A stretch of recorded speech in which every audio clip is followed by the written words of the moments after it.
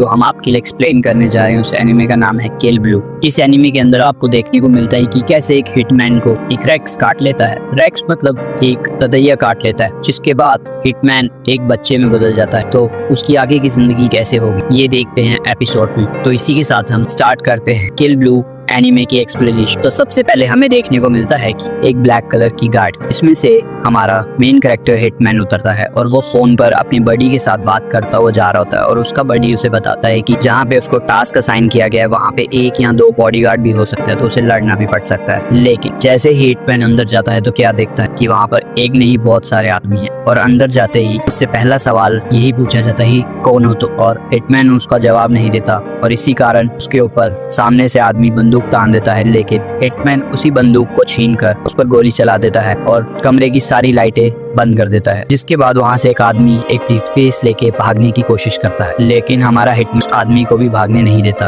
और जैसे ही वो आदमी हिटमैन को सबको मारते हुए देखता है तो वह डर जाता है और वहां से भागने की एक बार फिर नाकाम कोशिश करता है। लेकिन हिटमैन उसे रास्ते में ही रोक लेता है और वो आदमी बहुत ही चालाकी हिटमैन से माफी मांगने लग पड़ता है। लेकिन हमारा हिटमैन कहता है कि मैं हर किसी को माफ नहीं करता, जो माफ होने के काबिल होता है मैं सिर्फ उसी को माफ करता हूँ। अभी हिटमैन उससे बात कर ही रहा होता है कि आदमी एकदम से बंदूक निकालता है और हिटमैन पर तान देता है। लेकिन हिटमैन उस जगह से हट चुका था और हिटमैन उस आदमी को ऐसा पंच मारता है कि वो आदमी सीधे जाके दरवाजे से टकराता है। इसके बाद हिटमैन अपने बडी को एक ब्रीफकेस ला कर देता है। हिटमैन और उसके बडी को लग रहा था कि उन्हें ब्रीफकेस में से कुछ खास चीज मिलेगी, लेकिन उन्हें कुछ खास नहीं मिलता। उन्हें रेक्स का छत्ता मिलता है, जिसके बाद वो लोग निराश हो जाते हैं और उस रेक्स के छत्ते को लेकर अपने रूम पर चले जाते हैं। और अगली सुबह जब लिफ्ट यूज करने के लिए हिटमैन आगे बढ़ता है, उसके सामने एक बच्चा आता है और वो बच्चा उसे देखते ही डर जाता है और हिटमैन कहता है कि पता नहीं बच्चों को मैं क्यों पसंद नहीं, और बच्चे भी मुझे खास पसंद नहीं है। इतना कहकर हिटमैन अपने घर पर आ जाता है, जहाँ पर हमें देखने को मिलता है कि हिटमैन का एक परिवार भी है,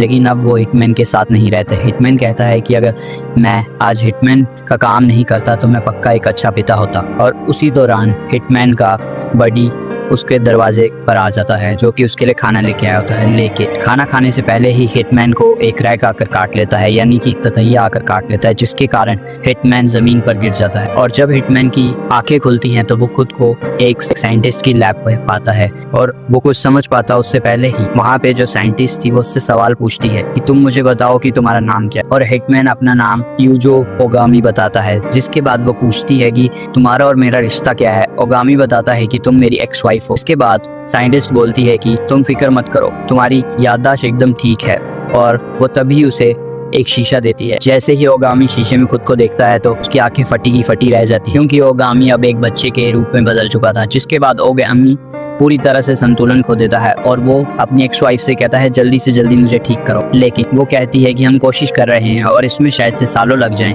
लेकिन ओगामी जल्द से जल्द अपने पुराने रूप में वापस आना चाहता था, क्योंकि उसे बच्चे कुछ खास पसंद नहीं थे। जिसके बाद एकदम से उसके दिमाग में आता है कि अब वो काम कैसे करेगा। लेकिन वो किसी भी हालत में वो काम नहीं छोड़ सकता था, क्योंकि उसी काम के पैसों से उसका घर चलता था। और तभी उसके बॉस का फोन आ जाता है। जैसे ही ओगामी अपने बॉस का फोन उठाता है तो उसका बॉस उसकी आवाज नहीं पहचानता। वो कहता है कि कौन बोल रहा है, लेकिन ओगामी कहता है कि ये वही है, बस उसकी आवाज बदल गई है। जिसके बाद उसका बॉस कहता है कि मुझे तुम्हारी सिचुएशन के बारे में पता चला, और वो कहता है कि अब शायद तुम हमारे किसी काम ना आ सको। लेकिन ओगामी कहता है कि मैंने तुम्हारे साथ इतने साल काम किया है, तो प्लीज मेरे से मेरी जॉब ना लो। और इसीलिए ओगामी का बॉस उसे एक और असाइनमेंट देने का फैसला करता है। जिसके बाद ओगामी बहुत एक्साइटेड हो जाता है, चलो इतनी कम उम्र में काम मिल जाएगा। लेकिन ओगामी का बॉस जैसे ही उसे काम बताता है तो ओगामी हैरत अंगेज तरीके से उसे देखने लग पड़ता है, क्योंकि ओगामी इस काम को करने के लिए बिल्कुल भी नहीं मानता। दरअसल उसका बॉस कहता है कि उसकी एक बेटी है जिसे वो स्कूल में डालना चाहता है, और वो चाहता है कि ओगामी पहले उस स्कूल में एडमिशन ले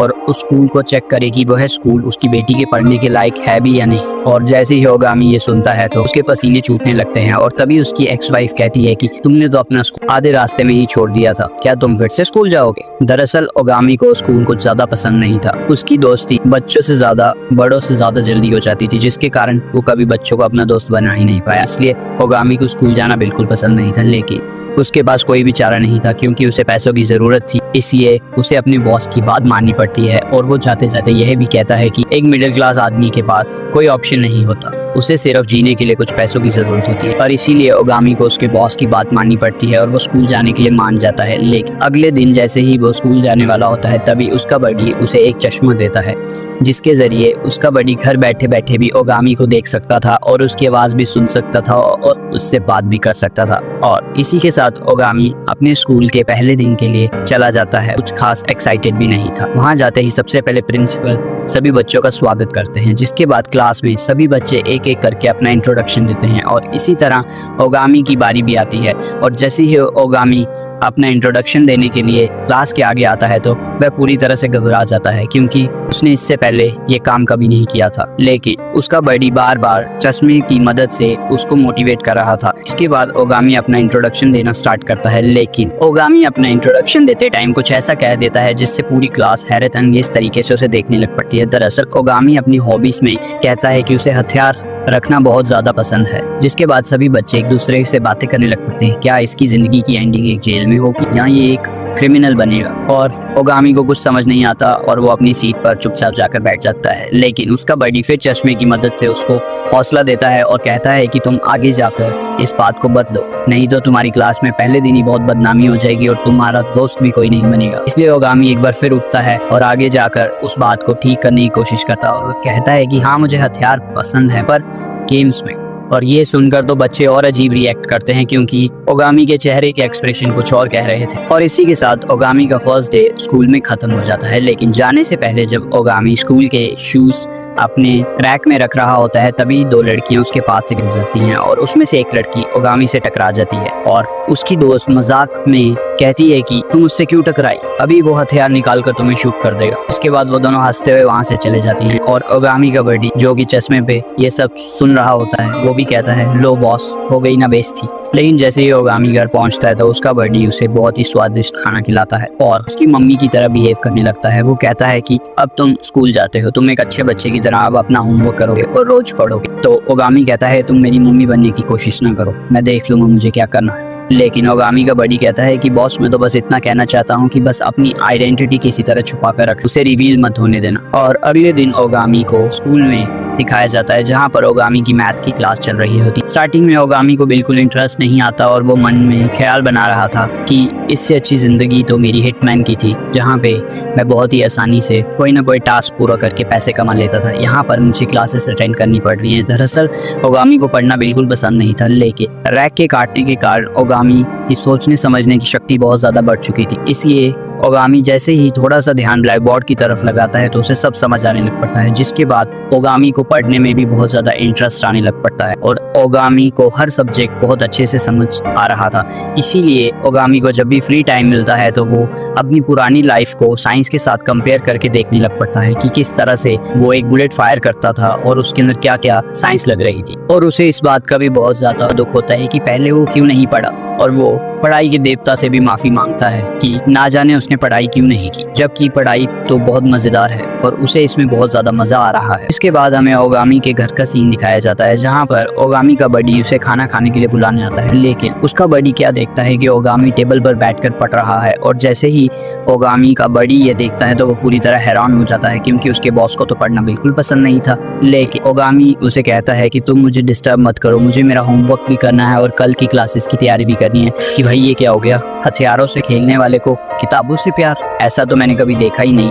और अगले दिन फिर ओगामी नॉर्मल डेज की तरह स्कूल चला जाता है। लेकिन उस दिन ओगामी के स्कूल के सामने कुछ ऐसा होता है जिसके बारे में ओगामी ने कभी सोचा भी नहीं था। ओगामी के स्कूल के सामने आदमी आ जाता है जिसने पांडा का मास्क पहना होता है और उनके टीचर्स सभी बच्चों को अंदर जाने के लिए कह रहे थे क्योंकि वो मास्क मैन सभी को मार रहा था। तभी दो लड़कियां उसकी वीडियो निकाल रही होती हैं और वो पांडा मास्क मैन दौड़कर उनके पास आ जाता है और अपनी अंडरवेयर पर हाथ रख देता है, जिसके बाद उन लड़कियों को लगता है कि ये भी अंडरवेयर उतार देगा, जिस कारण वो डर जाती हैं। लेकिन वो आदमी सिर्फ अंडरवेयर को बार बार खींचता रहता है, उतारता नहीं है, जिसके बाद ओगामी और उसका बडी चश्मे के थ्रू ये सब देख रहा होता है। दरअसल ये वही दो लड़कियां थी जिन्होंने ओगामी का मजाक उड़ाया था और ओगामी का बडी कहता है इनकी मदद करने की जरूरत नहीं है बॉस, इन्होंने आपका मजाक उड़ाया था। लेकिन ओगामी कहता है कि मैं कोई बच्चा नहीं हूँ, और इनकी उम्र की मेरी बेटी है, इसलिए मैं इनकी मदद जरूर करूंगा। और ओगामी एक बॉक्स को फेंकता है और उस पर बुलेट फायर कर चारों तरफ धुआं कर देता है, जिसके बाद ओगामी उस आदमी को एक गुस्सा मारता है, लेकिन उसके हिसाब से उसका गुस्सा लगते ही ये आदमी को उड़ जाना चाहिए था, लेकिन उस आदमी को कुछ खास नहीं होता क्योंकि ओगामी अब एक बच्चा था।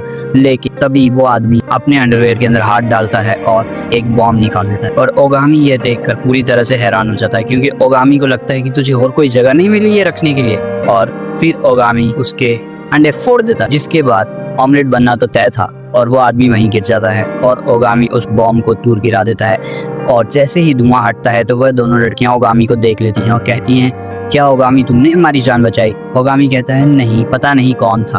और ओगामी इतना कहकर वहां से चला जाता है और सभी बच्चे उस मास्क मैन को देखकर हंस रहे होते हैं क्योंकि उन्हें लगता है कि इसने खुद पर ही एक बॉम्ब फोड़ लिया। जिसके बाद अगले दिन ये खबर सभी टीवी चैनल्स पर आ रही होती है और ये ओगामी की एक्स वाइफ भी देख लेती है और वो मन ही मन मुस्कुराने लग पड़ती है क्योंकि उसे कहीं ना कहीं पता था ये सब ओगामी का ही किया धरा है। एक दिन सभी बच्चे व्हाट्सएप ग्रुप बनाने की बात कर रहे होते हैं और जैसे ही व्हाट्सएप ग्रुप बना दिया जाता है तो एक ग्रुप जो कि ओगामी को कुछ ज़्यादा खास पसंद नहीं करता था, वो कहता है कि ओगामी को इस ग्रुप में छोड़ने की क्या जरूरत है, वो हम सबसे बहुत अलग है। लेकिन ओगामी ने जिन दो लड़कियों की जान बचाई थी वो सामने से ओगामी के पास जाती हैं और कहती हैं कि हम एक व्हाट्सएप ग्रुप बना रहे हैं, क्या तुम भी हमारे साथ इस व्हाट्सएप ग्रुप में जुड़ना चाहोगे? और ओगामी मन ही मन कहता है कि मैं क्या करूँगा चुप कर, मेरे को तो चैट करने में कोई मजा ही नहीं आता। लेकिन उन दो लड़कियों के कहने पर ओगामी उस ग्रुप में जुट तो जाता है, लेकिन जैसे ही वो घर जाता है उसमें पूरे दिन नोटिफिकेशंस आती रहती हैं, जिसके कारण ओगामी परेशान हो जाता है। वो कहता है कि किसी तरह इनको बंद करो, मैं परेशान हो चुका हूँ, ये बच्चे पूरे दिन बातें ही करते रहते हैं। और तभी उसका बड़ी कहता है, बॉस आपको क्या पता, आप तो पुराने जमाने के हो,